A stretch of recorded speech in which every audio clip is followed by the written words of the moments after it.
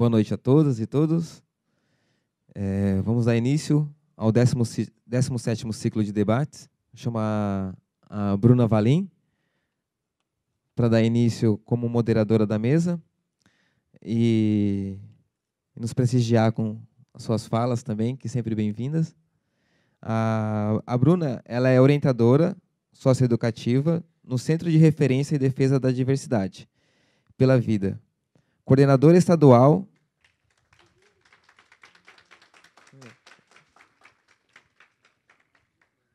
A Bruna é coordenadora estadual do Aliança Nacional LGBTI, militante e ativista do movimento LGBTI+, AIDS, e coordenadora do GT de Identidade T, da Associação da Parada do Orgulho LGBT de São Paulo.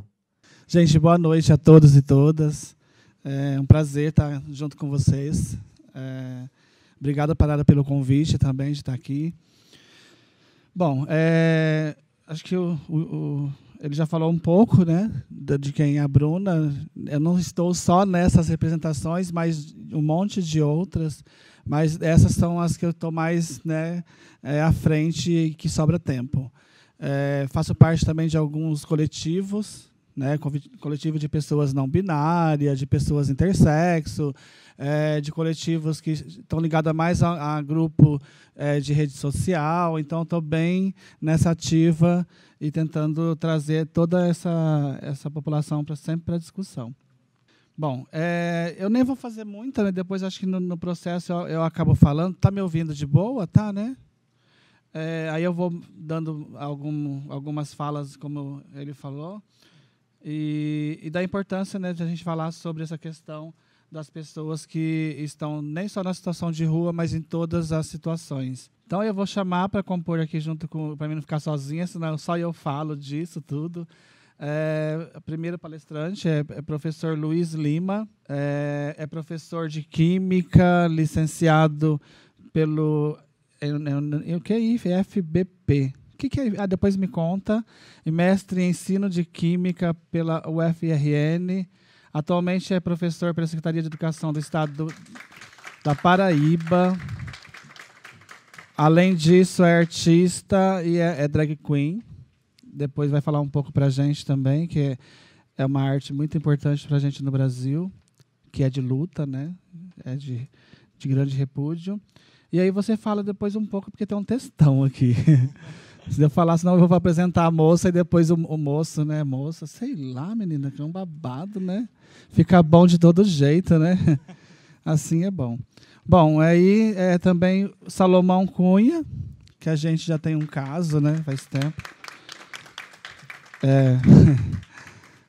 Eu brinquei com ele só para ele não ficar paquerando você, entendeu? Porque ele é desses. O Salomão tem graduação e é MBA, é mestre... O que é? MBA mesmo? Tá, querido, internacionais. Não estou speaking English. Atualmente é responsável pelas ações de responsabilidade social, diversidade e inclusão da TOTVs, sei lá. É um fundador do Games, maravilhoso, né? E aí ele realiza algumas ações para ampliar a diversidade nas organizações e a inclusão de pessoas LGBT+, no mercado de trabalho, que é muito importante também. Como é um tema que eu estou um pouco dentro desse tema, porque eu trabalho no Centro de Referência e Defesa da Diversidade desde 2011, e todo esse tempo eu tenho lidado bastante com pessoas que em situação de rua e tenho aprendido bastante com essa população das suas, nem só das vulnerabilidades, mas também das violências que essa população traz para a gente e do que elas contam. Eu achava que eu sabia de muita coisa sobre violência, mas eu aprendi muito mais no Centro de Referência, porque a gente tem... eu sou o par da população LGBT lá, mas a minha vivência é muito parecida ou, às vezes, é muito igual à da população que chega. Porque eu também fui profissional do sexo há 25 anos e eu sei o quanto que é estar na rua e eu sei o quanto tanto quanto isso é violento, né? Fazer algo que você não está lá com... É um trabalho, mas é um trabalho, eu diria, forçado, porque você tem que ser paga por alguma coisa e depois que você é pago, é chutado, nem conversa com você, tem um monte de coisas. Então, acho que essa população traz isso, e a maioria da população que tem mais relação com esses sofrimentos, nem só das questões de que não são inseridas na família, na escola, da violência que elas encontram também nesses espaços. Então, a população de travestis, mulheres transexuais, é a que mais fala desse sofrimento, mais fala dessas violências, e é a que mais está em situação de rua. Né? Então, eu que estou no centro de São Paulo, mas eu frequento também as periferias, que eu vou para os debates, e faço questão de dar voltinhas nas praças, né, perto desses espaços, e eu percebo que a população LGBT está ali em situação de rua, e o número de travestis e mulheres transexuais vem aumentando cada dia mais. E aí é um reflexo do que a gente já sabe, né? Não tem serviço que acolhe essa população, não tem, de fato, o seu direito garantido, né, para ela estar naqueles espaços, centros de acolhida, CTAs, ou qualquer espaço que seja. Então, a gente percebe esse número em maior quantidade, principalmente na área central de São Paulo. Né, nós temos alguns lugares que elas frequentam mais, que é Praça da República, debaixo do viaduto tanto da Amaral Gurgel como da Liberdade. Nós estamos mapeando, nós temos um grupo de trans mapeando esses espaços, e nós já chegamos em 23 espaços, e nós já ultrapassamos mais de 100 que estão em situação de rua. Nós estamos fazendo uma arrecadação, inclusive, para fazer brindes para o Natal para essas 100 pessoas. Eu já comecei a pedir mais, porque já passou de 100 pessoas. Era só um mapeamento para a gente levar lá um brinde, para a gente se aproximar mais através do brinde, ver se a gente consegue conquistar elas para vir para o espaço de acolhida, ou o que seja, mas tem um repúdio tamanho, porque elas falam dessa violência que elas sofrem nos espaços.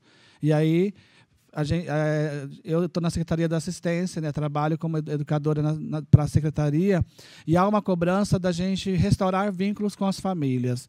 E aí, como restaura o vínculo com a família da travesti que quase morreu lá na sua família?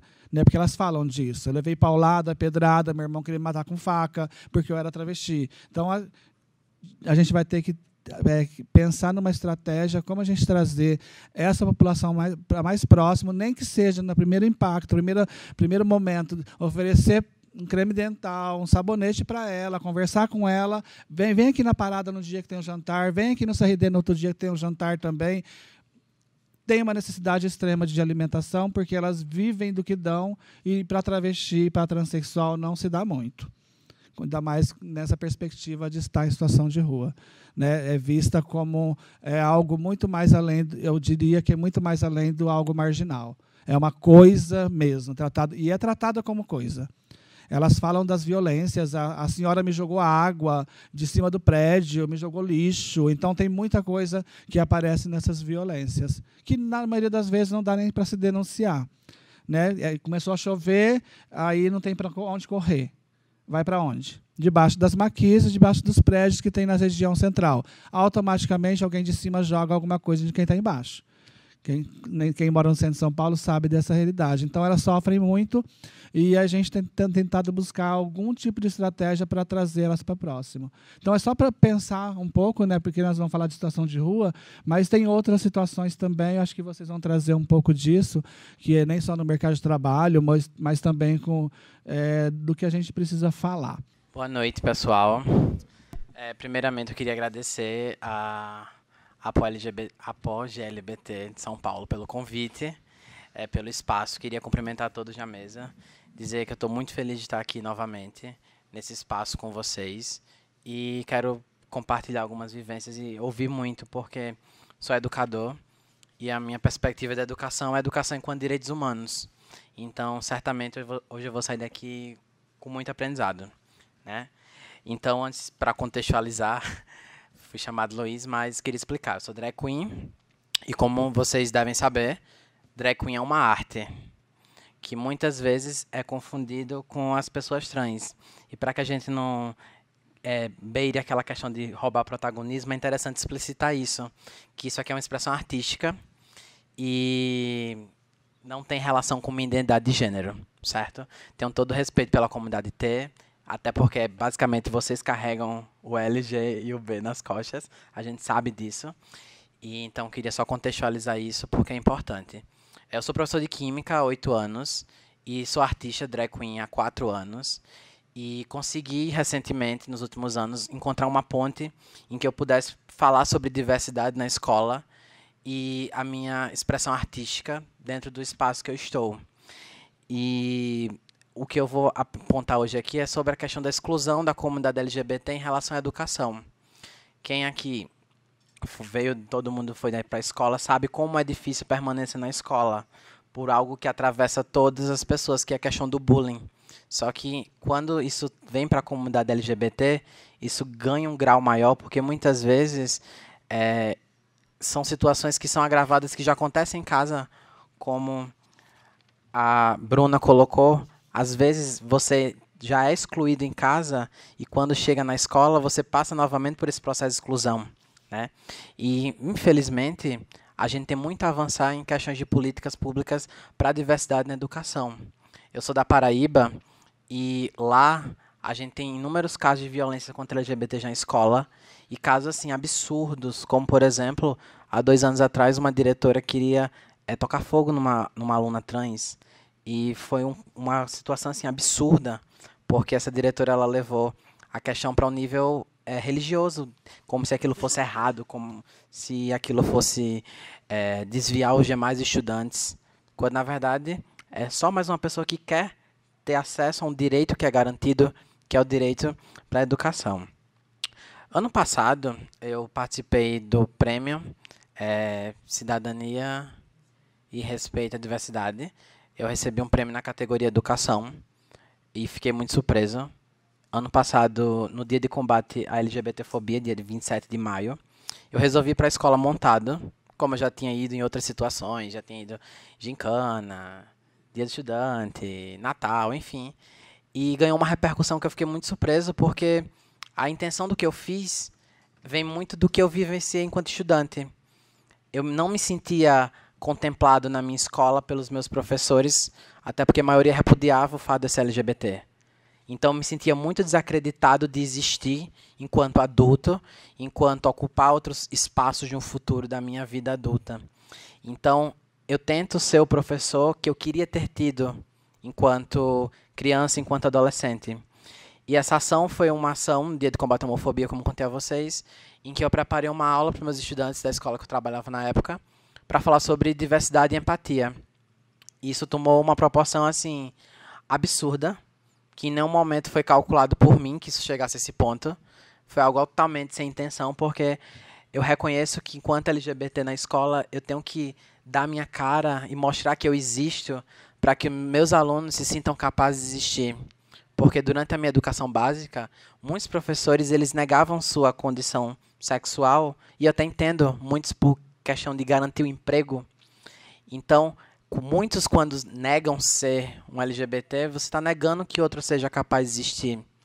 Então, a minha transparência em relação à minha vida artística e profissional para os meus estudantes é justamente para que eles vejam que tudo é possível. Que eu também vim de uma situação de pobreza, também vim de uma comunidade no estado que eu moro e venho conseguindo driblar algumas dificuldades. Eu recebi inúmeras mensagens de colegas, professores e estudantes me trazendo relatos que eu nunca esperava receber. Foi algo muito chocante para mim, assim como eu recebi uma onda muito grande de violência por parte de pessoas que nem me conhecem, nem sabem o que eu fui fazer na escola. A princípio, até hoje, nenhum aluno que teve aula comigo ano passado, nesse dia, virou drag queen, nenhum aluno meu virou homossexual, né? Mas foi algo que me deixou muito chocado no sentido de perceber que não. Agora que eu estou de frente a uma situação, a uma militância que para mim a minha militância é existir. Eu sempre digo nos espaços que eu estou que existe a maior militância que a gente pode carregar com a gente. Eu disse, não, agora eu tenho que mais do que nunca levar essa discussão para outros espaços. E foi justamente na época que as questões sobre a escola sem partido e essas questões da ideologia de gênero começaram a ferver mais, inclusive usando minha matéria como gancho para isso, que tinha hora que eu dizia, não, vai baixar essa maré, vai sair no G1 hoje, semana que vem baixar a maré. Aí eu ganhei o prêmio, aí, oh meu Deus do céu, Aí vai sair no site da Globo, minha foto na capa. Eu digo, meu Deus, pô, vai me esquecer não. Então, já que não vão me esquecer, eu vou ocupar o espaço que estão me colocando, né? A gente sabe que lá na Constituição é garantido que a Constituição ela combate, inclusive, todas as formas de discriminação, né? É previsto que todos tenham acesso à escola. Só que a gente sabe que o acesso não garante a permanência. E o número, pelo menos, eu não sei, a Bruna deve ter números sobre isso, a evasão da população LGBT nas escolas é absurda. É muito grande, principalmente da população trans. É um debate que é de extrema importância, né? Principalmente quando a gente fala de educação no Brasil. E aí, pensando no Nordeste, fala de educação no Nordeste, que um professor no Nordeste recebe um prêmio por uma ação de cidadania, a gente tem que pegar vários exemplos com este professor, né? Tipo, qual seria a estratégia que a gente pode seguir, inclusive, no nosso estado.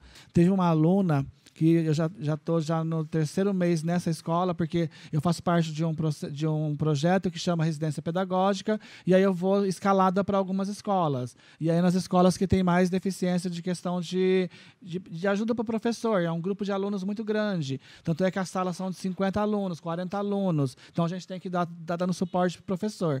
E aí, uma das alunas me chamou bastante atenção, que ela, na maioria do tempo, ela estava sempre muito só. Aí eu quis entender o porquê aquela aluna estava, na maioria das vezes, muito só. E aí fui me aproximando com jeitinho e tal. E aí, um dia, no intervalo, eu sentei assim nos puffs, e ela estava lá no celular, eu sentei, fiz a boba e puxei assunto com ela. E aí eu acabei descobrindo que ela era uma lésbica. E aí eu falei, caramba, mas por quê? Aí o processo de estar muito longe. E aí ela falou assim, tipo, nem quando você falou que você era trans, eu tive vontade de dizer que eu era lésbica. Só que aqui eu não posso dizer que eu sou lésbica. O meu professor, de novo, cai pro professor.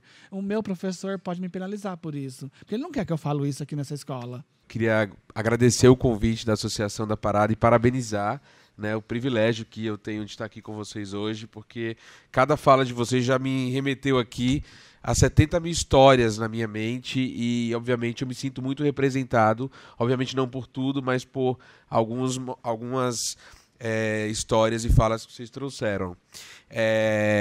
Eu falo que existe uma interseccionalidade na minha origem.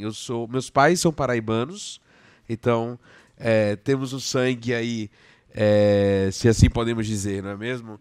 Que deriva da mesma terra. Cresci no Recife.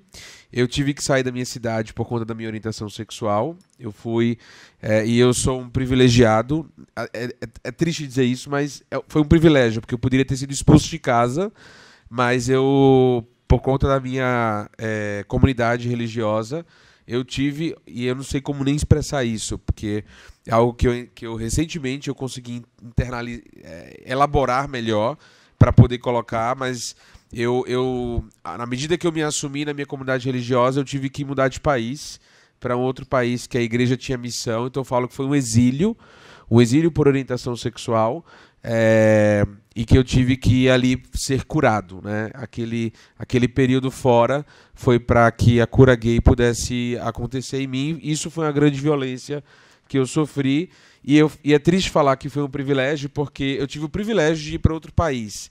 E há muitos e muitas que são expulsos de casa, que são simplesmente marginalizados, abandonados e não conseguem, enfim, ter o espaço que lhes cabe, né? Então, foi um processo que eu tive que voltar, mas eu já não me sentia em Recife, no meu espaço. Então, eu vim para São Paulo, né? Eu consegui me educar lá, aproveitar os privilégios da minha família, vamos dizer assim, e hoje eu utilizo o meu espaço de privilegiado como um espaço de fala para trazer à luz de pessoas que não tiveram. Então eu reconheço os meus privilégios como homem cisgênero, gay, branco, e desses espaços eu utilizo para levar a mensagem da diversidade, da inclusão para todas as pessoas. Existe uma frase que eu acho muito legal, que fala que na vida a gente não pode optar, quer dizer, a gente não pode querer ter coragem e conforto. A gente tem que optar por um dos dois. E eu optei por ter coragem e me colocar ali no meu ambiente profissional. E, de novo, com todos os privilégios que eu tive, eu parei e pensei, peraí, mas para mim, foi difícil, mas para muitas outras pessoas não é tão, pode ser muito mais difícil e talvez não tenha nem oportunidade de estar aqui trabalhando, né? E foi aí que surgiu o Games, que é um grupo que discute a diversidade nas organizações. A gente está indo para o 4º ano esse ano, realizando aí eventos, ações, em prol da discussão de como a gente pode promover um espaço inclusivo, acolhedor nas organizações, nas empresas, e promover uma inclusão de fato, né? Então, hoje está muito... A gente escuta muitas empresas aí falarem em diversidade, né? E a pergunta é, de que forma a empresa está gerando inclusão de fato, né? É um oba-oba, é uma conversa, ou que práticas inclusivas estão acontecendo dentro das corporações para não só garantir que cada um e cada uma sinta-se no espaço seguro, acolhedor, mas ao mesmo tempo que a gente possa estimular a atração de novos talentos com a diversidade que cada um traz. Eu estou falando disso, inclusive de pessoas trans, que hoje precisam ocupar os espaços nas corporações também.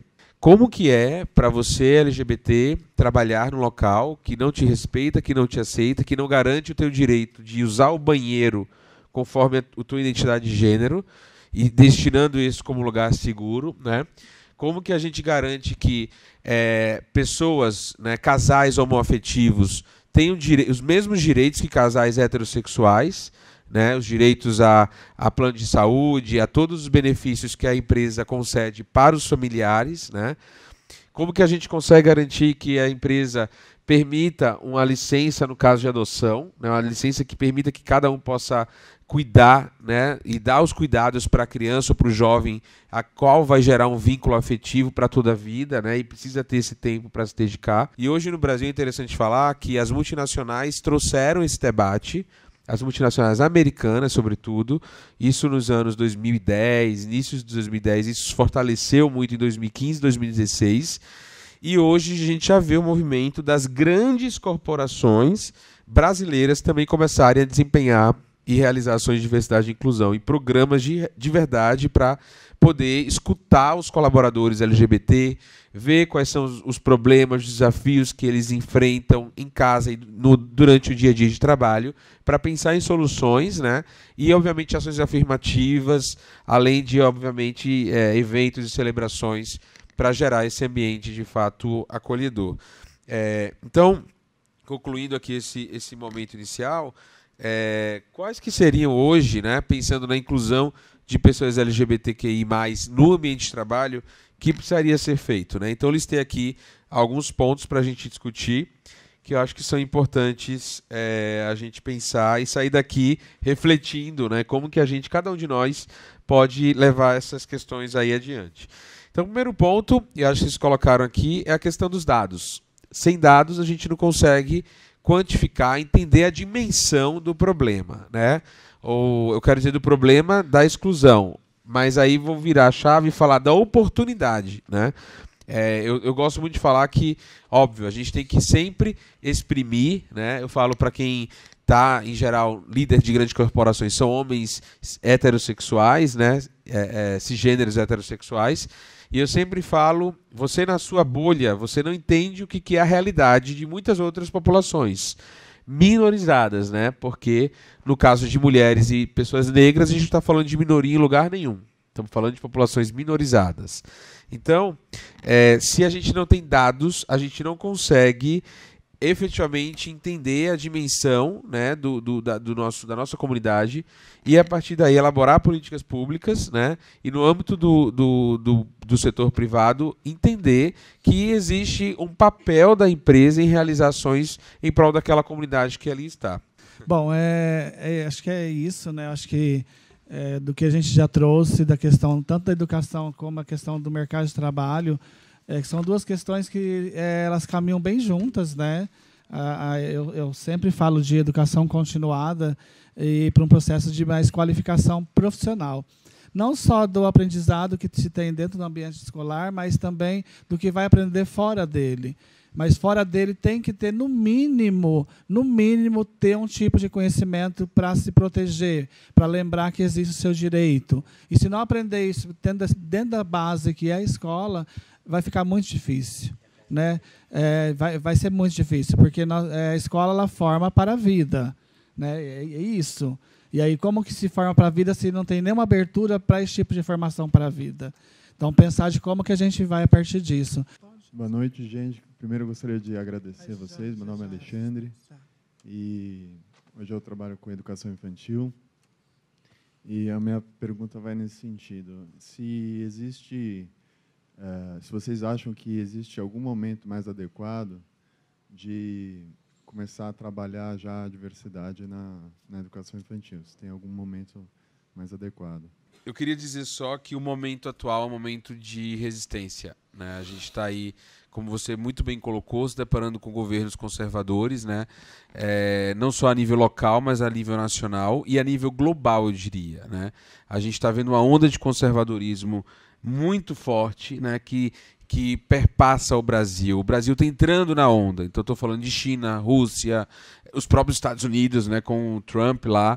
Então, assim, é um fenômeno que ele é global. O Brasil entra nessa onda e a gente tem que resistir. Eu estava conversando hoje, né, com o Renato, antes do começo aqui da nossa conversa, que a gente tem que parar de se reunir e a gente tem que unir mais. Né? Então a gente de fato a fala da Bruna, né?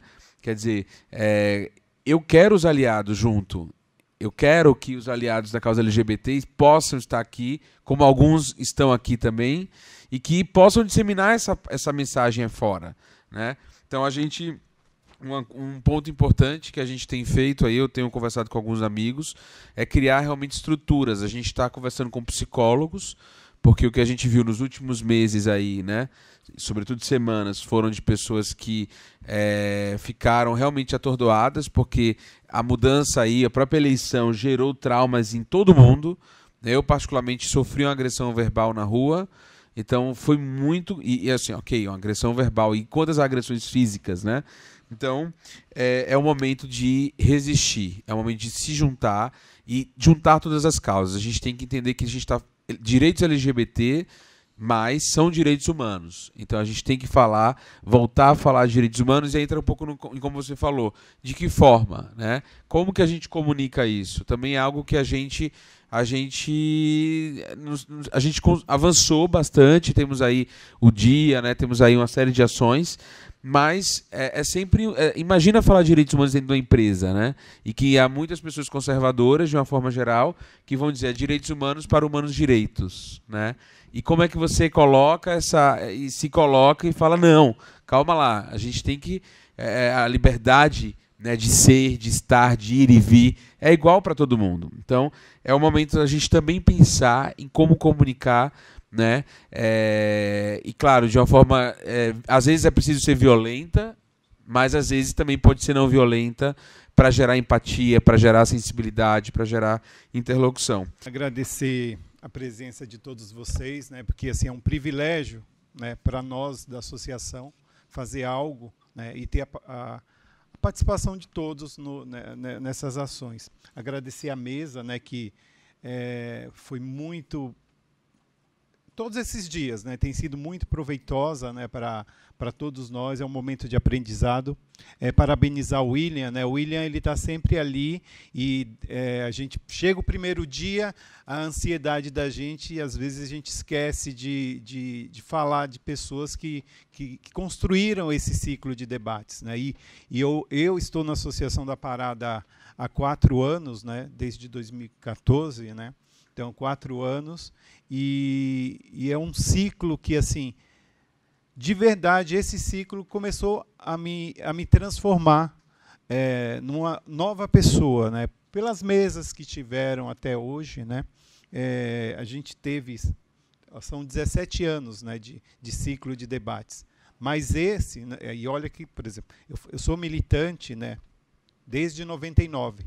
Eu estou na parada carregando bandeira desde 99.